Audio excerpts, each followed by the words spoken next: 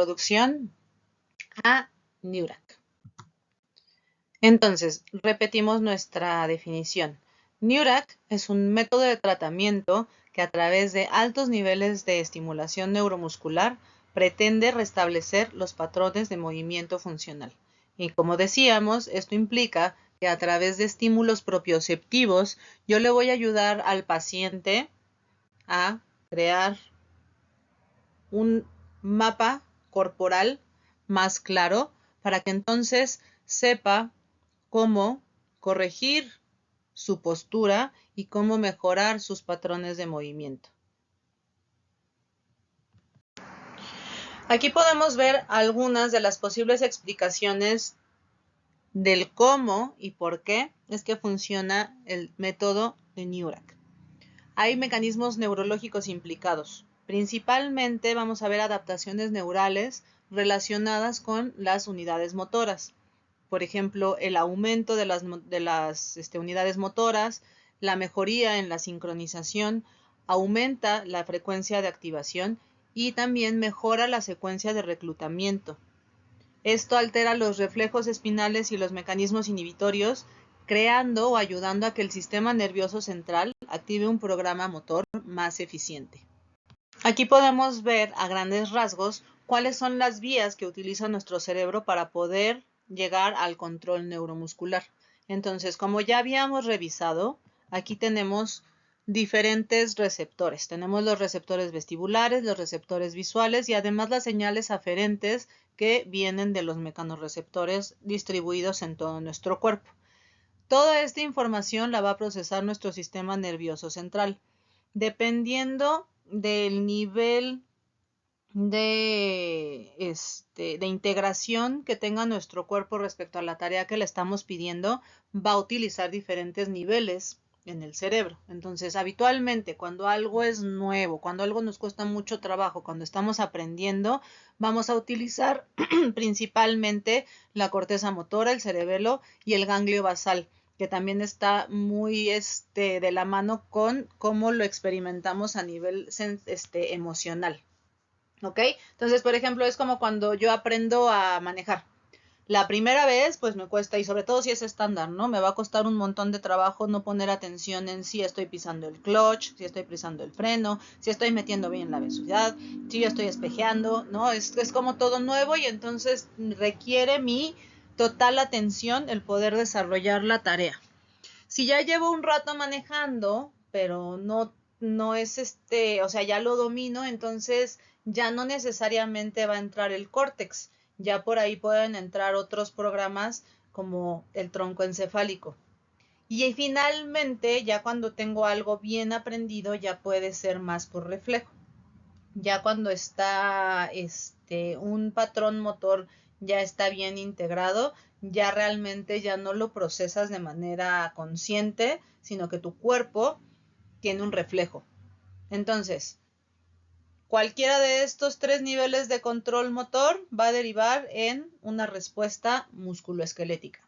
Entonces, lo que nosotros vamos a buscar cuando estamos haciendo el tratamiento con Neurac es ayudar a que nuestro paciente se mantenga siempre en la zona del programa cognitivo. Todo el tiempo vamos a estar cambiando los sets y vamos a estar alterando el reto neuromuscular para estar siempre en el punto en el que el córtex está ahí atento, aprendiendo nuevas estrategias para moverse. Entonces, ¿cómo es que vamos a nosotros conseguir mejorar o corregir el control motor de nuestros pacientes? Bueno, tendríamos que partir de que una persona que está sana, que no tiene limitaciones de movimiento, que no tiene dolor, va a tener un programa para la estabilidad profunda y el control neuromuscular de su columna lumbar. Entonces, el transverso, los multífidos, todos los ligamentos, el suelo pélvico, están funcionando para que nosotros podamos desarrollar nuestras actividades diarias sin ningún tipo de molestia. Pero de pronto, un buen día, aparece el dolor. Entonces, en el momento en el que aparece el dolor, nuestro cerebro cambia de estrategia y activa un programa alternativo para generar estabilidad y control de la columna lumbar. Y ahí es cuando muchas veces se inhibe la musculatura profunda, que es la que se encarga de mantener esa estabilidad, y se activa o se facilita la función de los músculos globales. ¿Ok? Entonces ahí es donde entran los oblicuos, los erectores espinales y así, y generan una tensión alrededor de la zona lumbar para protegerla. Entonces ahí es cuando llegan nuestros pacientes con limitación de movimiento, con dificultad para moverse, posiciones antiálgicas, dolor, ¿no? Entonces, vamos a tratar a este paciente con Neurac. ¿Y qué ocurre? Cuando nosotros trabajamos con los estímulos propioceptivos, el movimiento que le estaba generando dolor al paciente, entonces el cerebro regresa a la configuración inicial, donde la estabilidad la van a gestionar la musculatura profunda y entonces el control neuromuscular de la columna lumbar se recupera, ya que los erectores espinales y los oblicuos se relajan, ya no están tratando de estabilizar la zona lumbar. Entonces, nuestro paciente recupera rango de movimiento y recupera también, disminuye el dolor. ¿Ok? Entonces, ¿cuál es el objetivo del tratamiento con Neurac? En esta frase podemos entenderlo de manera muy clara. Que los músculos adecuados trabajen en el tiempo adecuado y en la cantidad adecuada. Nadie tiene que hacer más, nadie tiene que hacer menos, cada cual tiene que hacer lo que le toca y así es como vamos a conseguir un adecuado control motor. ¿Qué vamos a conseguir una vez que esto trabaje adecuadamente? Bueno, pues vamos a restablecer los patrones de movimiento funcional, eliminando o reduciendo el dolor, integrando la actividad muscular y local global y además restableciendo los rangos de movimiento normales, lo que nos va a permitir que el paciente tolere un entrenamiento convencional. Una vez que tú das de alta a tu paciente con Neurac, él puede hacer lo que decida. El chiste es que siga con una vida activa. Puede ser caminar, correr, nadar, bailar, jugar básquetbol, lo que quieran. Pero el chiste es que el paciente pueda entrenar un entrenamiento convencional y concientizarlo de la importancia de seguir realizando ejercicio a lo largo de su vida. Ahora vamos a hablar un poquito de los trastornos musculoesqueléticos. ¿Qué los caracteriza? Bueno, cuando tenemos un trastorno musculoesquelético, habitualmente el paciente puede llegar con dolor, limitación de los rangos de movimiento, posición antiálgica, alteración en los patrones de movimiento, ¿no? Todo esto me indica que el paciente ya tiene su control neuromuscular alterado, ¿ok? Y es que se ha visto que el dolor se asocia con alternativas de movimiento anormales porque cambia el control neuromuscular, ¿no? Si nosotros decimos, tengo dolor, el cuerpo dice, si eso duele, no lo puedo usar, si no lo uso, compenso.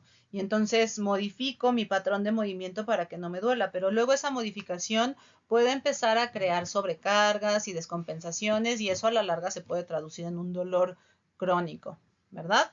Ahora, hay evidencia, por ejemplo, entre asociación del dolor cervical crónico y el control neuromuscular alterado. Como les platicaba, en el estudio que hizo Débora Fala, se veía que cuando los pacientes tienen dolor, pierden su capacidad de reposicionar el cuello. Entonces nunca saben realmente cómo está posicionado. Y si ellos no saben en qué posición está su cuello, pues no podemos corregir una postura. Ahora, aquí hay una cosa bien interesante, por ejemplo, hay un estudio que dice aquí que dice que hay una diferencia de control neuromuscular en los músculos glúteos entre las mujeres con dolor patelofemoral, o sea, cómo un dolor de rodilla puede impactar en la activación de la musculatura de los glúteos y eso traducirse, bueno, pues en una mala técnica de carrera que puede terminar en alguna limitación para realizar la actividad, ¿no?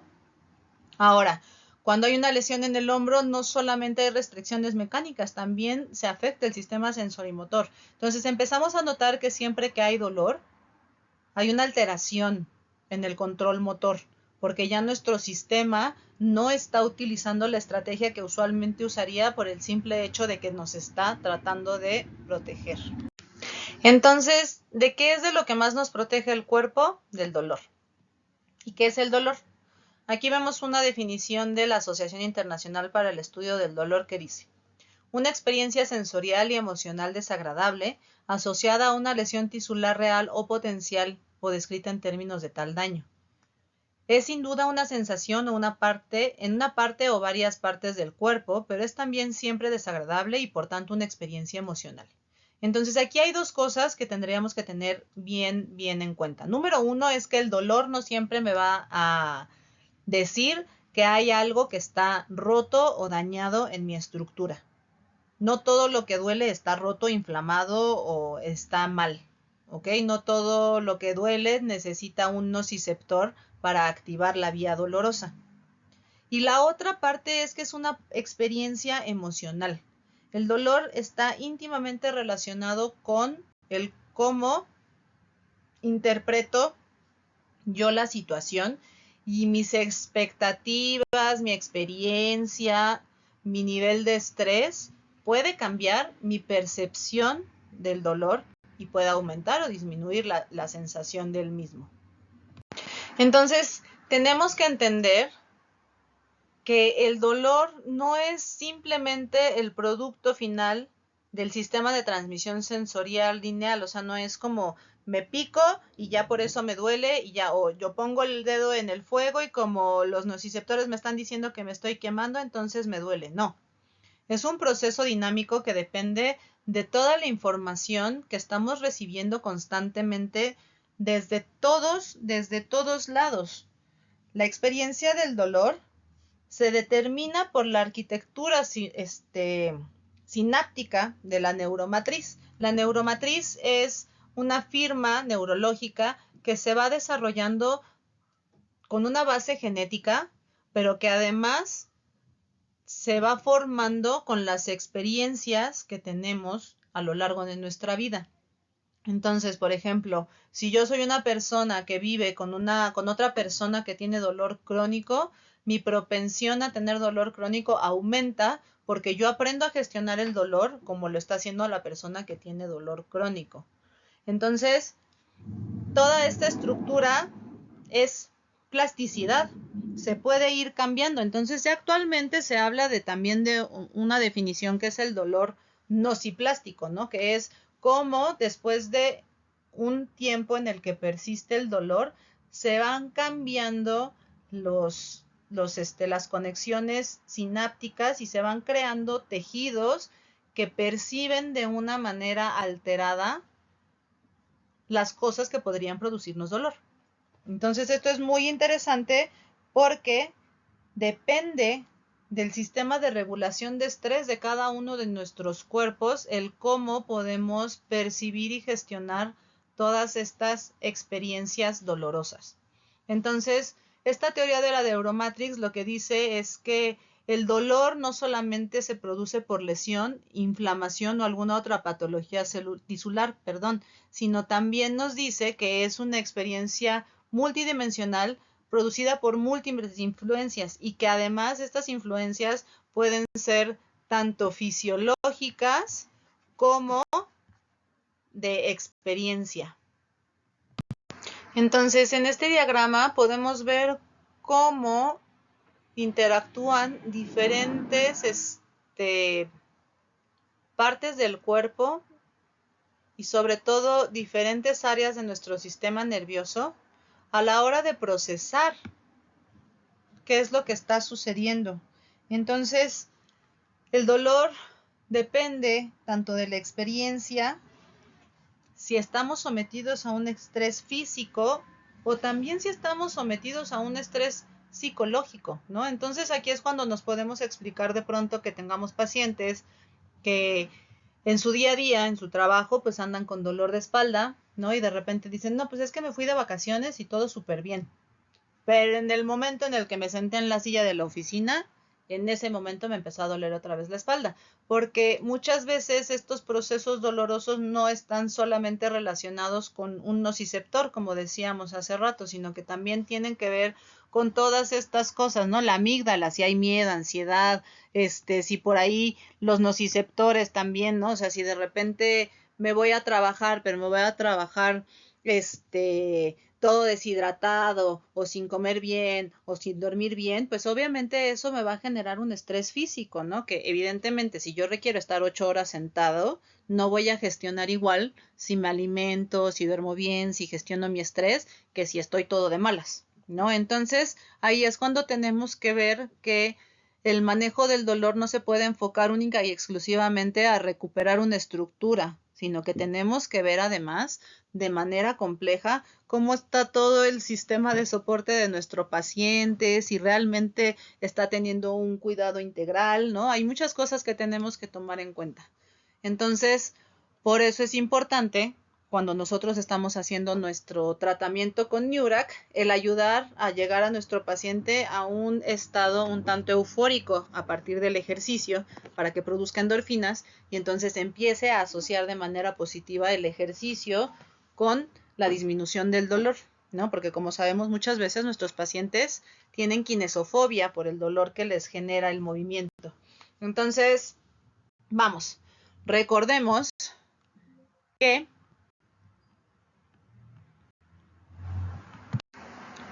¿qué es el dolor? Es una experiencia multidimensional producida por patrones neurológicos. Hay una neurofirma, hay todo un proceso de interpretación.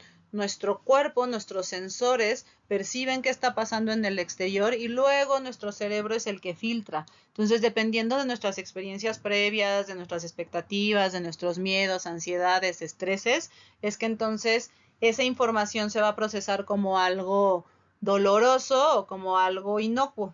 ¿Ok? El dolor es un resultado de la interpretación del cerebro de todos los procesos neurales en curso. La información sensorial meramente modula esta experiencia, no la crea. ¿Ok? Entonces ahí es donde tenemos que trabajar muy a profundidad, sobre todo con nuestros pacientes con dolor crónico, porque son ellos los que tenemos que ayudarles a crear nuevos patrones neurológicos o nuevas redes, nuevas conexiones neurológicas para poder disociar el dolor del movimiento. En esta diapositiva vamos a hablar brevemente de qué efecto tiene el dolor en el control motor. Entonces, bueno, estas investigaciones nos han hecho ver cosas bastante interesantes, ¿no? Por ejemplo, esta primera de Mosley en el 2004 nos dice, el dolor inhibe la actividad y la función muscular. O sea, en el momento en el que hay dolor, como lo decía nuestra teoría hipotética, hay un cambio del programa motor para evitarnos dolor, ¿no? Lo que nos lleva a las posiciones antiálgicas.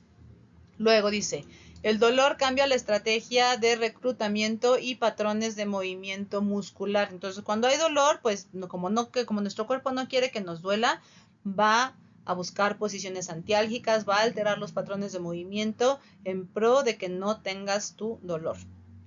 Ahora, es bien interesante que estos patrones, cuando se alteran buscando la posición antiálgica, muchas veces pueden persistir aunque ya no haya dolor, que es el caso del paciente que tuvo un esguince de tobillo, estuvo claudicando meses, se recuperó, ya el tobillo ya está bien, ya los ligamentos ya están bien, pero la persona sigue claudicando. Esto tiene que ver con que se hace un hábito nuevo, un patrón nuevo de movimiento y a veces, aunque el pie ya esté bien, aunque la estructura ya esté bien, el patrón no regresa a la normalidad. Ahí es cuando nosotros como terapeutas tendríamos que poner atención para poder restaurar el patrón adecuado de movimiento. Y esto bien interesante para nuestros pacientes que trabajan mucho en oficina y es que la inactividad puede cambiar las estrategias posturales y alterar el reclutamiento muscular. Entonces, si yo tengo un paciente que pasa mucho tiempo sentado, se pueden alterar las estrategias de movimiento. Entonces, ahí es cuando uno dice, bueno, pues entonces no es nada raro que mi paciente que se la pasa todo el día sentado, el día que se le ocurre correr o el día que se le ocurre hacer un poco de actividad física extra, termine todo lesionado, porque al final su cuerpo ya no tiene la memoria de movimiento que tenemos todos cuando realmente te mueves, ¿no? Como dicen, lo que no se usa se atrofia. Entonces, cuando nosotros pasamos demasiado tiempo en estático, cuando pasamos demasiado tiempo sin movernos, esos patrones del movimiento se alteran y cuando te quieres mover, pues ya las estrategias no son las más óptimas y bueno, puede derivar en una lesión o en una sobrecarga o en una situación de incomodidad. Ahora, aquí tenemos el paradigma de la estabilidad funcional, que es lo que nos lleva a tener lesiones crónicas o dolores crónicos, ¿no? Bueno, para empezar, una lesión puede generarse por la vida, digo yo, ¿no? Pero bueno, principalmente por fatiga, dolor, porque tengas alguna lesión, por envejecimiento o por alguna enfermedad. Entonces, cualquiera de estas situaciones puede derivar, número uno, en un déficit propioceptivo.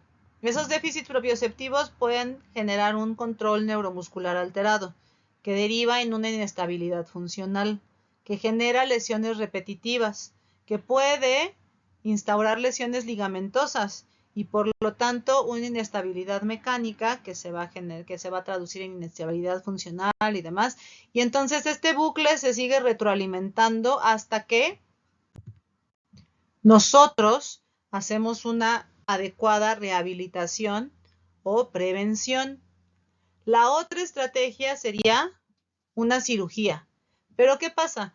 Cuando nosotros tenemos una cirugía o cuando el proceso de rehabilitación no involucra el que nosotros trabajemos toda la parte neuromotora, ¿no? El cómo le vamos a decir al segmento que ya se recuperó, que ya puede estar disponible para ser utilizado, entonces esto se vuelve un bucle continuo, porque una cirugía también va a generar inestabilidad mecánica, inestabilidad funcional, y si no se rehabilita adecuadamente, vamos a terminar con lesiones repetitivas, crónicas, y que muchas veces se desplazan a otros segmentos, ¿no? Porque como cuando operan una hernia discal, estabilizan esa zona o quitan la hernia, pero luego como la persona no se sabe mover o no vamos a lo fondo del asunto del por qué su sistema no está sabiendo gestionar la carga en esa zona, entonces como compensación aparece una hernia en otro lugar, ¿no? Entonces bien importante tomarnos el tiempo para que el sistema del paciente reconozca que lo que estaba lesionado ya se puede utilizar bien otra vez.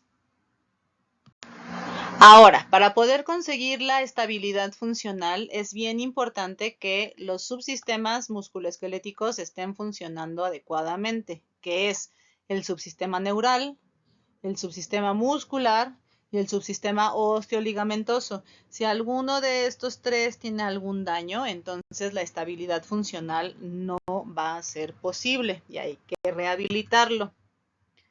Ahora, ¿qué otras cosas podemos tomar en cuenta para poder englobar lo complejo que implica el reeducar un control motor?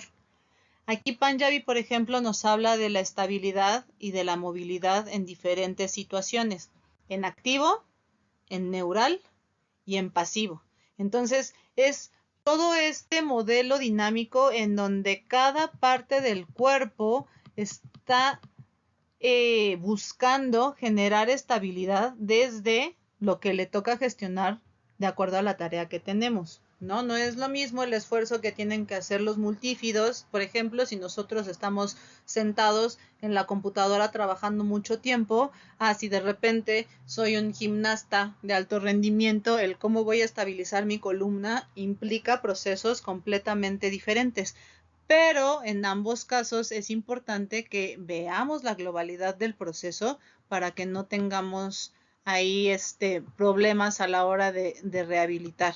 Y esto lo que nos dice es, bueno, lo que nos deja ver es lo complejo que puede ser estabilizar una articulación en particular. También es importante que hablemos de la zona neutral, de cómo llevar a nuestras articulaciones a una zona libre de estrés, de los componentes blandos de las articulaciones, ¿no? Si yo puedo mantener una articulación neutra, la cápsula articular, si es que por ahí hay los ligamentos, los tendones y todas estas estructuras que nos ayudan a mantener la disposición de nuestro cuerpo, mientras más neutras estén, mientras menos estresadas estén, más resilientes vamos a ser en respuesta a las actividades que tenemos que realizar. Por ejemplo, si yo vivo con mis rodillas en hiperextensión y luego llega un perro y me empuja, la posibilidad de que yo lesione mis ligamentos es mucho mayor que si el perro llega y me empuja conmigo en una posición en donde mis rodillas están relajadas, donde no están bloqueadas y donde pueden responder de manera orgánica al empuje que acaba de generar el perrito, ¿no? Entonces, si el perro me empuja y yo tengo las rodillas relajadas, pues puedo dar un paso al frente o gestiono mi peso, pero ya no se estresa la articulación. Entonces, es bien importante entender la importancia de ayudarles a nuestros pacientes a conseguir las posiciones más neutras y alineadas para evitar el estrés articular y que tengan un colchoncito para poder moverse de maneras distintas sin el temor de que algo se rompa o se lesione. La estabilización muscular es un mecanismo muy complejo que implica que tanto músculos globales como músculos locales estén trabajando de manera coordinada para poder crear esta sensación de descompresión de las articulaciones en el cuerpo en general.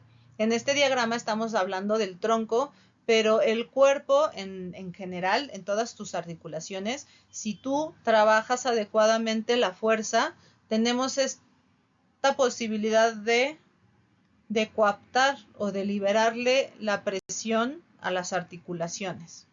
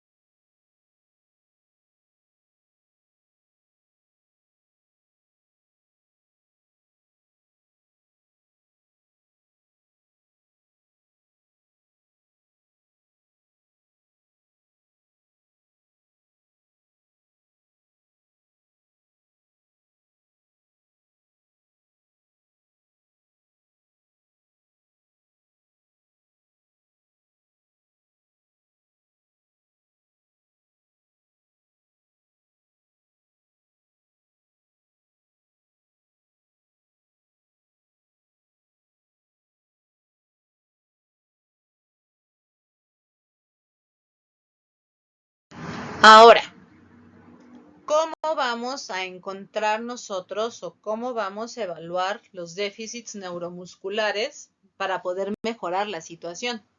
Entonces, aquí vamos a hacer un examen clínico y vamos a incluir las pruebas de Neurac.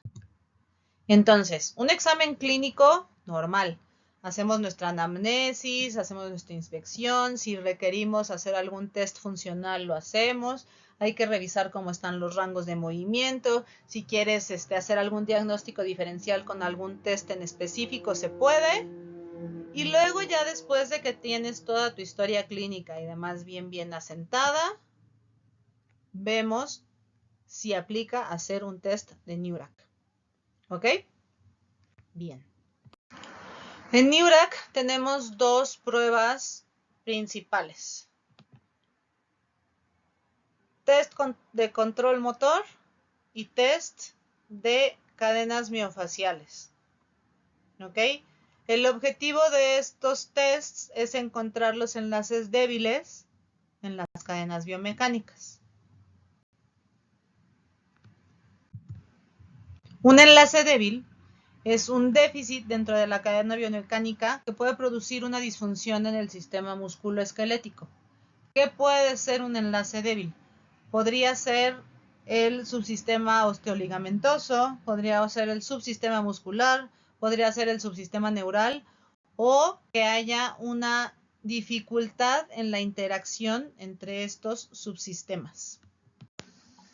En esta diapositiva podemos ver el ejemplo de la primera evaluación que realizamos con Neurac, que es la elevación de pelvis en supino o supine pelvic lift. Este test evalúa el cómo está funcionando la cadena posterior. Y lo que vamos a evaluar es la calidad de movimiento. Evidentemente, esta es una fotografía y nuestra paciente está congelada en la fase, digamos, máxima del movimiento. Pero en realidad, el test de cadenas miofaciales lo que hace es evaluar la calidad del movimiento para poder encontrar la posición correcta. Entonces, siempre que estemos evaluando cadenas miofaciales es movimiento multisegmental y vamos a ver cómo ejecuta el control central subyacente. Entonces tenemos que estar atentos a la calidad del movimiento, a la alineación del cuerpo, especialmente los hombros y la cadera, y que no haya dolor. ¿Ok?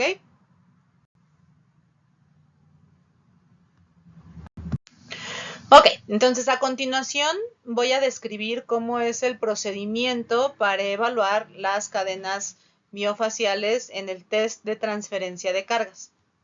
En este ejercicio estábamos viendo el supine pelvic lift y lo que nos interesa es poder levantar la pelvis con facilidad. Entonces, vamos a empezar nuestro test ayudándoles a los pacientes descargando la zona que vamos a evaluar. En este caso queremos evaluar la cadena posterior y cómo sube la pelvis, entonces ponemos la faja en la cadera con 2 elásticos rojos largos. Le pedimos al paciente que realice el movimiento y le preguntamos si hay dolor. Si el paciente tiene dolor, entonces vamos a puntuarlo como un 0P, que es un movimiento doloroso. P de pain. Al paciente le duele alguna parte del cuerpo a pesar de que le estamos ayudando con los elásticos. En caso de dolor, ahí termina el test. ¿Ok?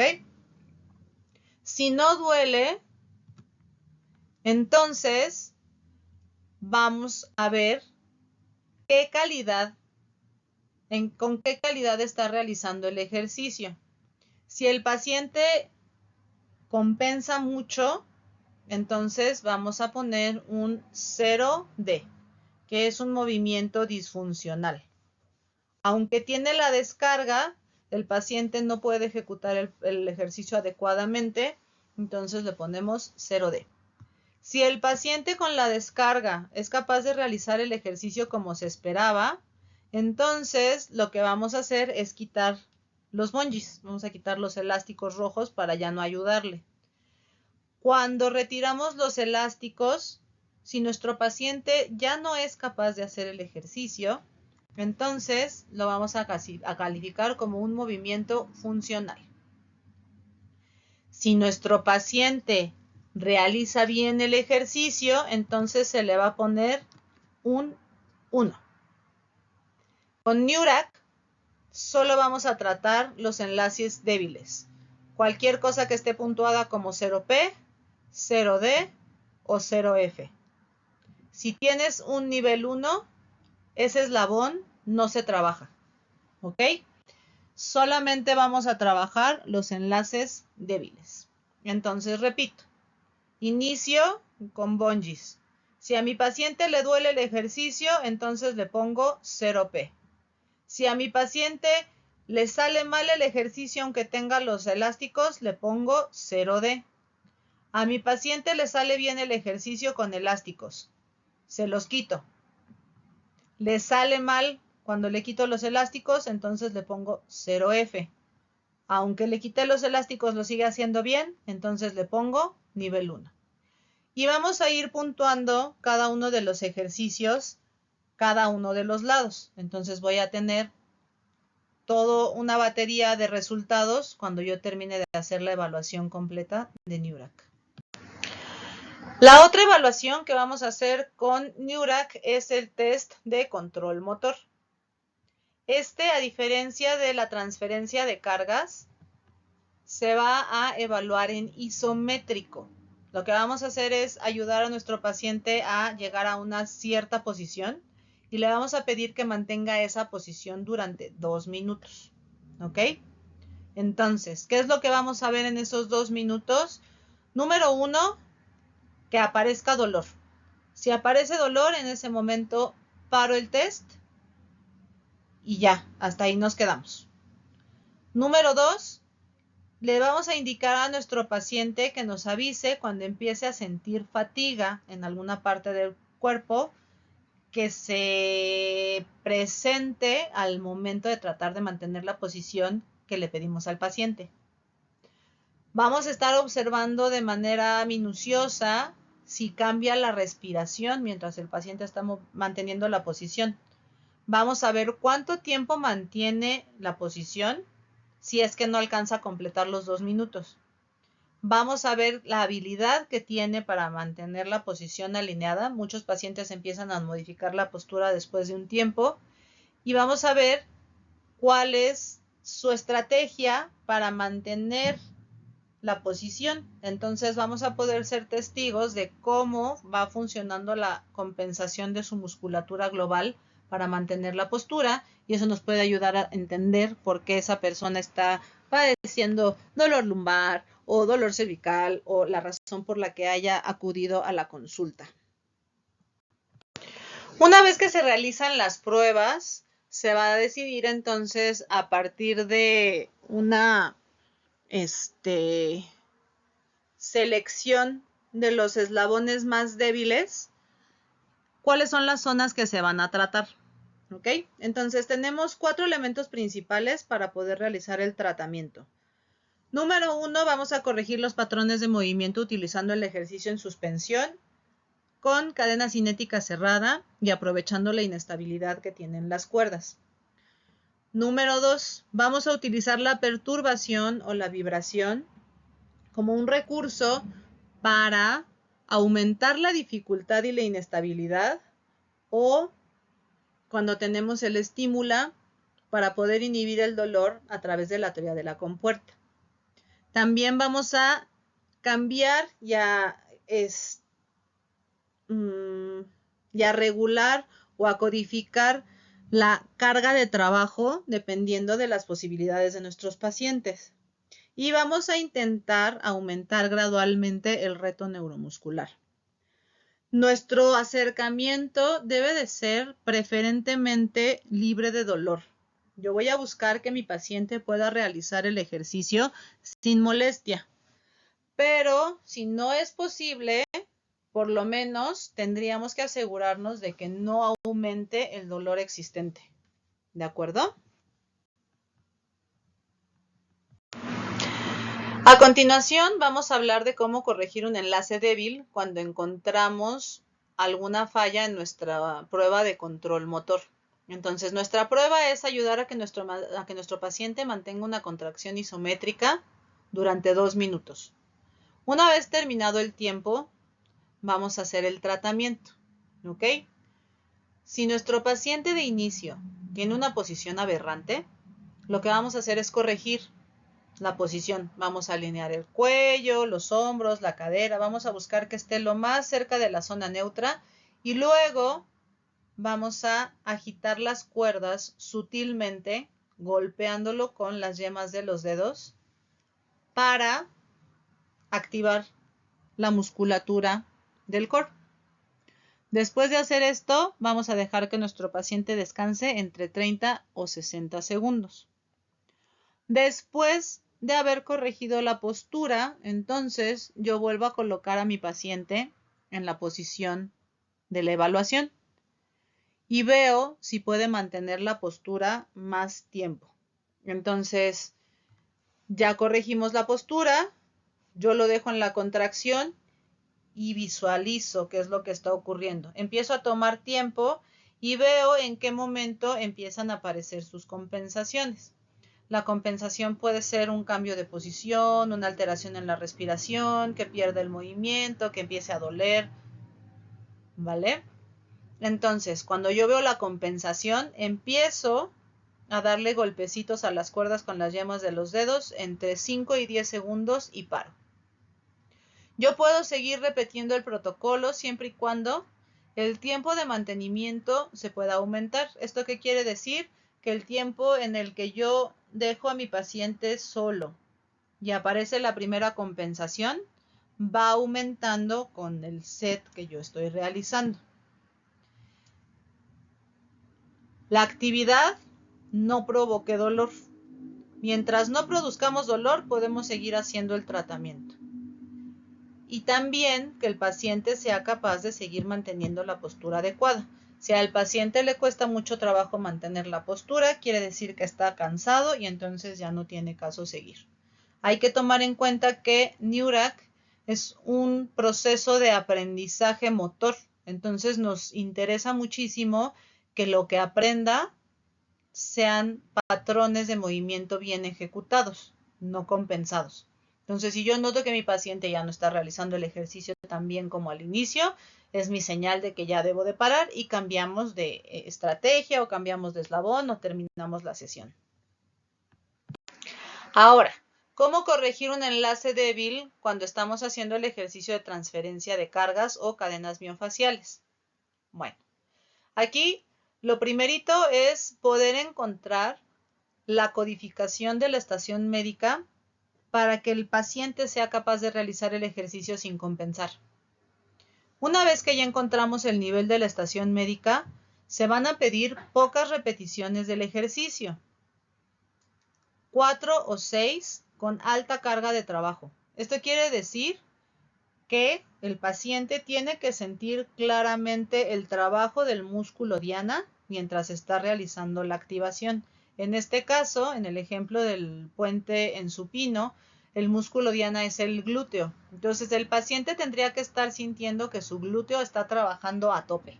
Si no está trabajando a tope, entonces hay que cambiar la configuración de la estación médica hasta que lo consigamos.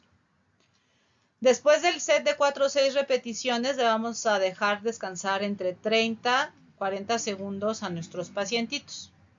La idea es que entre cada set aumente la carga de trabajo o cambie el reto neuromuscular. Entonces yo puedo cambiar la codificación de la estación médica o puedo poner a mi paciente a hacer movimientos adicionales. El chiste es que cada set sea diferente y en cada set yo consiga la alta carga de trabajo. Podemos seguir haciendo o repitiendo los sets siempre y cuando el ejercicio pueda ser mejorado, el ejercicio no provoque dolor y se esté realizando correctamente. Si nosotros estamos viendo que el paciente ya no está haciendo el ejercicio adecuadamente, entonces quiere decir o que se cansó o que yo no codifiqué la estación médica como tenía que hacerlo para que el paciente fuera capaz de realizar el ejercicio. Es importante estar reevaluando frecuentemente.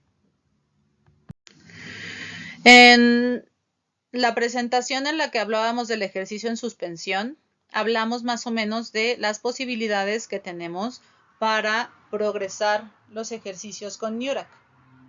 Entonces, dependiendo de la dificultad que implica para el paciente el ejercicio que está realizando, nosotros además podemos agregar otras estrategias para hacer el ejercicio más fácil.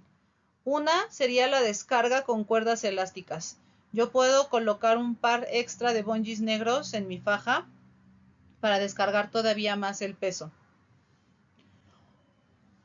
Y la otra es utilizar la perturbación en las cuerdas para ayudar a que se recluten más fibras musculares y así ayudar a que nuestro paciente pueda realizar el ejercicio de una manera más sencilla. Entonces, básicamente, vamos a iniciar igual que cuando estábamos en el ejercicio en suspensión. Ahora, aquí podemos empezar con apoyo bilateral para dar más estabilidad y que sea más sencillo, como se sugería en la práctica.